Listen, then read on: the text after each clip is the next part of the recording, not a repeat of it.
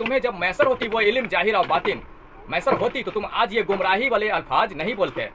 ये जो अल्फाज बोलते ना कि ये क्या कर रहे हैं गौहरशाही के गुलाम, ये अल्फाज तुम नहीं बोलते। बोलते हो ना कि ये क्या गौहरशाही के गुलाम ये अमल कर रहे हैं, हमें तो अलग लग रहा है, ये कौन सा अमल कर रहे हैं, करना ही है तो लुक छिप कर करें। क्यों लुक छिप कर करें भाई? कोई चोरी कर रहे हैं? चोर हैं, शैतान के पुजारी हैं। जो शैतान का पुजारी होता है, जो नफ्स का अपने पुजारी होता है, वो लुक छिप कर अमल करता है। जो स्वार्थी होता है, जो अपनी स्वार्थ के लिए जो अमल करता है, अपनी नफसानी ख्वाहिशात को पूरा करने के लिए जो अमल करता है, 11 दिनों का छिल्ला, 40 दिनों का छिल्ला, वो लुक छिप कर करता है। मौला अली ने तो ऐसा कोई अमल लुक छिप कर नहीं किया।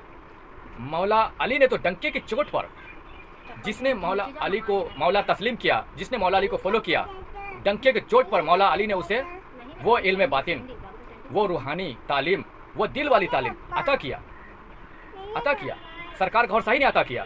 और मौला अली को जो ये अबू तुराब के लक़ब से नवाजा गया, हुजूर नबी पाक सल्लल्लाहु अलैहि वसल्लम ने अबू तुराब कहा, अगर कहा है तो उसी जिक्र के बदौलत, उसी जिक्र के दम पर कहा है। को मौला जानते हो तो अली से निस्बत कायम करने की कोशिश करो, अली को मौला जानने की कोशिश करो। तुम्हारा दलील, तुम्हारे अल्फाज ये बताते हैं कि तुम्हारा अली से कोई निस्बत नहीं। तुम मौला अली को मौला मानते ही नहीं, मौला नहीं जानते। तुम मौला अली को इल्म का सिर्फ दरवाज़ा अपने लफ्जी कलाम में बयान करते हो, इल्म का दरवाज़ा अपने सिर्फ लफ्जी कलाम में बयान करते हो। मौला अली के बारे में मन कुंतो मौला हो फ़हाजा अली उन मौला हो, जो नबी पाक सल्लल्लाहु अलैहि वसल्लम ने फरमाया, ये अल्फाज तो सिर्फ तुम अपने लफ्जी कलाम में बयान करते हो हकीकतन। और मैं ये दावा करता हूँ कि तुम मौला अली को मौला तस्लीम किया ही नहीं, तुमने मौला अली को मौला तस्लीम किया ही नहीं। अगर मौला तस्लीम करते, अगर उन्हें इल्म का दरवाज़ा मानते, तो फिर तुम मौला अली के पीछे लग जाते उनसे इल्म हासिल करने के लिए कि मौला अली के अंदर कौन से वो इल्म के खजाने हैं। क्या ख़ास बात है कि जिसके कारण हुजूर नबी पाक सल्लल्लाहु अलैहि वसल्लम ने भरे सहाबाओं के बीच गदीर कुंभ के मौके पर भरे मजमे में ये ऐलान कर दिया कि तुम सबका मौला आज से अली है। और नबी पाक सल्लल्लाहु अलैहि वसल्लम ने ये ऐलान कर दिया कि अली ही इल्म का दरवाज़ा है।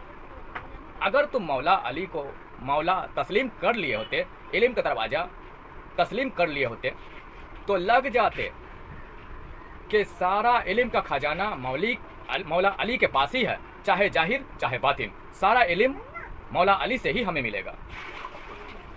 और फिर तुम्हें वो मैसर भी होती, और तुम्हें जब मैसर होती वो इल्म जाहिर और बातिन मैसर होती, तो तुम आज ये गुमराही वाले अल्फाज नहीं बोलते। ये जो अल्फाज बोलते ना कि ये क्या कर रहे हैं गौहरशाही के गुलाम, ये अल्फाज तुम नहीं बोलते। बोलते हो ना कि ये क्या गौहरशाही के गुलाम ये अमल कर रहे हैं, हमें तो अलग लग रहा है, ये कौन सा अमल कर रहे हैं, करना ही है तो लुक छिप कर करें। क्यों लुक छिप कर करें भाई? कोई चोरी कर रहे हैं? चोर हैं, शैतान के पुजारी हैं। जो शैतान का पुजारी होता है, जो नफ्स का अपने पुजारी होता है, वो लुक छिप कर अमल करता है। जो स्वार्थी होता है, जो अपनी स्वार्थ के लिए जो अमल करता है, अपनी नफसानी ख्वाहिशात को पूरा करने के लिए जो अमल करता है, 11 दिनों का छिल्ला, 40 दिनों का छिल्ला, वो लुक छिप कर करता है। मौला अली ने तो ऐसा कोई अमल लुक छिप कर नहीं किया। मौला अली ने तो डंके की चोट पर, जिसने मौला अली को मौला तस्लीम किया, जिसने मौला अली को फॉलो किया, डंके की चोट पर मौला अली ने उसे वो इल्म बातिन, वो रूहानी तालीम, वो दिल वाली तालीम अता किया। सरकार गौहरशाही ने अता किया। और मौला अली को जो ये अबू तुराब के लक़ब से नवाजा गया, हुजूर नबी पाक सल्लल्लाहु अलैहि वसल्लम ने अबू तुराब कहा, अगर कहा है तो उसी जिक्र के बदौलत, उसी जिक्र के दम पर कहा है कि जो मौला अली जो जिक्र किया करते, जिक्र इलाही जो किया करते थे, जिसकी वजह से वो जमी में, रेत में पैबस्ता हो जाया करते थे, इसी वजह से नबी पाक सल्लल्लाहु अलैहि वसल्लम ने उन्हें अबू तुराब कहा। और एक हदीस में आया है कि नबी पाक सल्लल्लाहु अलैहि वसल्लम खुद जब ईशा का नमाज अदा कर लिया करते, बाकी सारे लोग चले जाते हैं, और ख़ास सहाबा जो बाकी रहते, उन्हें लेकर कुंडी दरवाजे की बंद हो जाती और फरमाते हैं कि सारे अपने लोग हैं ना, और फिर उसके बाद झूम झूम कर बुलंद आवाज में जिक्र इलाही किया करते हैं, जिक्र जहर किया करते हैं। उस जिक्र को जिक्र जहर कहते हैं। झूम झूम कर अल्लाह का जिक्र किया करते हैं, अल्लाह का जिक्र बुलंद किया करते हैं। और ये नबी पाक सल्लल्लाहु अलैहि वसल्लम से भी साबित है। और ये जिक्र की आवाज़ आस पास के घरों तक गूंजा करती। जब हुजूर पाक अपने चंद सहाबाओं के साथ मिलकर ये जिक्र किया करते हैं, ये जिक्र की आवाज़, जिक्र इलाही की आवाज़ आस पास के घरों में, मोहल्लों में गूंजा करती। तो लिहाजा ये खास इबादत है अल्लाह रब्बुल इज्जत के बरगाह में, अल्लाह को पाने वाली, अल्लाह की दोस्ती, अल्लाह से कनेक्टिविटी जोड़ने वाली, अल्लाह की कुर्ब वाली ये इबादत है। ये आम इबादत नहीं, ये खास इबादत है और ख़ास ये रब की बंदगी है। तुम कहते हो कि ये कैसा अमल है, कौन सा अमल है जो सरकार गौहरशाही के गुलाम करते हैं? तुम इस पर एतराज़ जताते हो। हमारे माशरे के ख़वातीन, अड़ोस पड़ोस की औरतें और माशरे के मुसलमान एतराज़ जताते हैं कि कौन सा अमल करते हैं। तो लिहाजा ये अगर एतराज़ जतानी ही है और ये कहते हो कि अगर करना है ये अमल तो चुपके चुपके चोर की तरह करें, चुपके चुपके चोर की तरह करें। अरे भाई, चोर की तरह क्यों करें? चोरी चुपके क्यों करें? क्या ये माजल्ला शैतानों से मदद मांगने वाली अमल है? शैतानों की गुलामी में जाने वाली ये अमल है जो लोग करते हैं? जादू टोना टोटके वाली अमल है जो अपनी स्वार्थ के लिए, शैतान की गुलामी में जाने के लिए, शैतान का मुरीद होने के लिए लोग करते हैं? क्या वो ये अमल है ये कि चोर की तरह करें?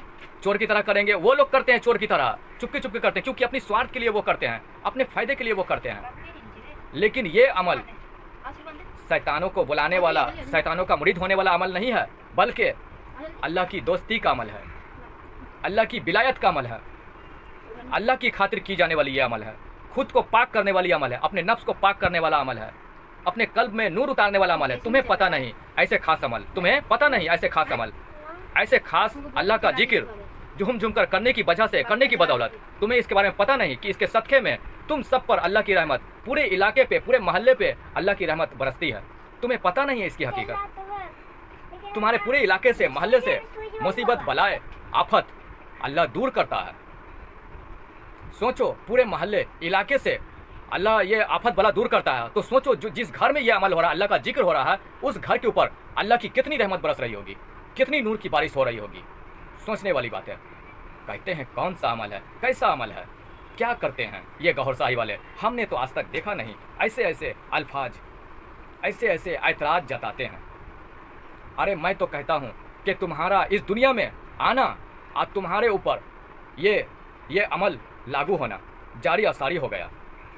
तुम इस दुनिया में एक एक सांस जो ले रहे हो, खा रहे हो, पी रहे हो, बीवी बच्चे संभाल रहे हो, कारोबार चला रहे हो, तुम्हारे ये सब अमल ही हैं।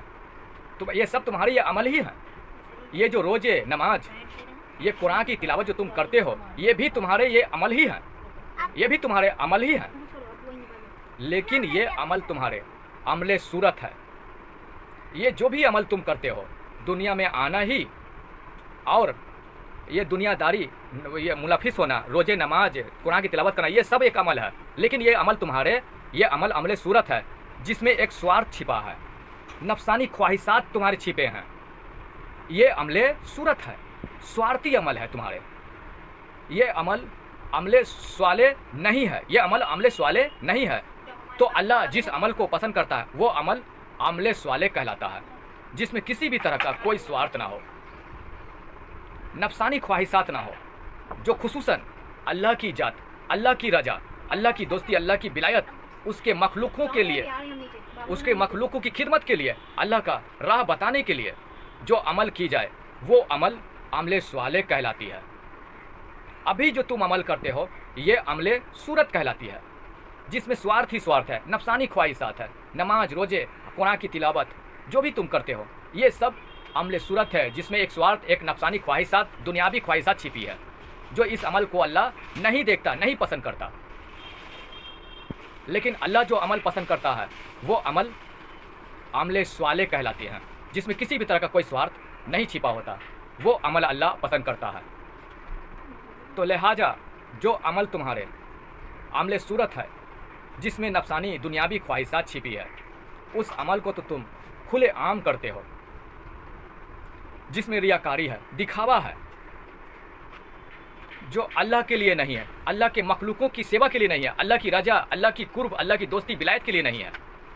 और ये इतिहास गवाह है कि ऐसे अमल करने वाले ना अल्लाह का कुर्ब, ना अल्लाह की दोस्ती को पहुँचे, ना अल्लाह की विलायत को पहुँचे। पूरी पूरी उम्र अपनी बिता दिए वो इसी में लटक कर, और दुनिया से रुखसत भी हो गए, और लेकिन अल्लाह की कुर्ब, अल्लाह की दोस्ती, विलायत नहीं हासिल किए, क्योंकि तुम अमल ही तुम्हारे अमले सूरत है जिसमें नफसानी दुनियावी ख्वाहिशात छिपे पड़े हैं, और इस अमल को अल्लाह पसंद नहीं करता। इस वजह से तुम कामयाब नहीं हुए, और इस अमल को तुमने खुलेआम डंके के चोट पर किया।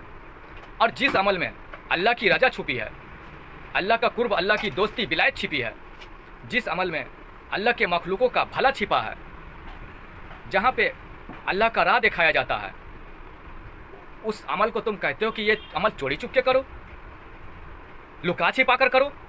इस अमल को तुम देखकर हैरत ज़दा होते हो और नुक्ते चीनी इस पर लगाते हो कि ये क्या करते हैं गौर शाही वाले।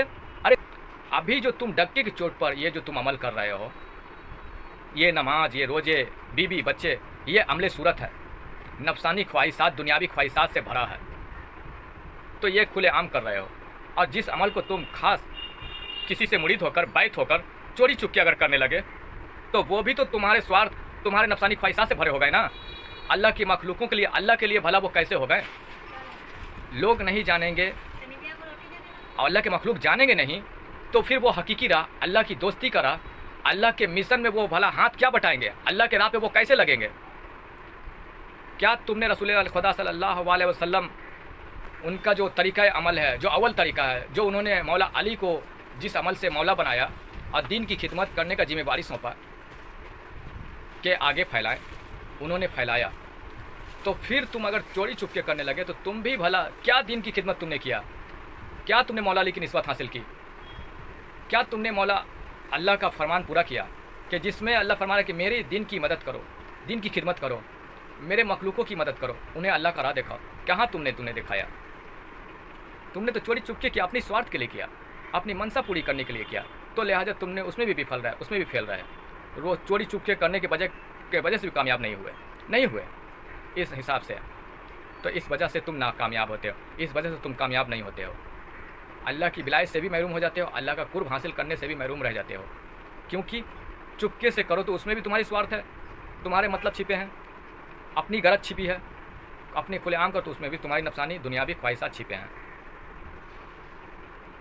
इस हिसाब से तुमने अल्लाह और उसके रसूल के लिए तुमने कुछ नहीं किया, जो कुछ किया अपनी स्वार्थ, अपनी गरज के लिए किया, अपनी मतलब के लिए किया, या तो रियाकारी के लिए किया, या फिर चोरी चुपके किया तो सिर्फ अपनी गरज, अपनी ख्वाहिशात अपनी पूरी करने के लिए, अपने मर्तबे सरतबे बढ़ाने के लिए तुमने ऐसे अमल अपने जीवन में लागू किया। अल्लाह और उसके रसूल के लिए कुछ नहीं किया।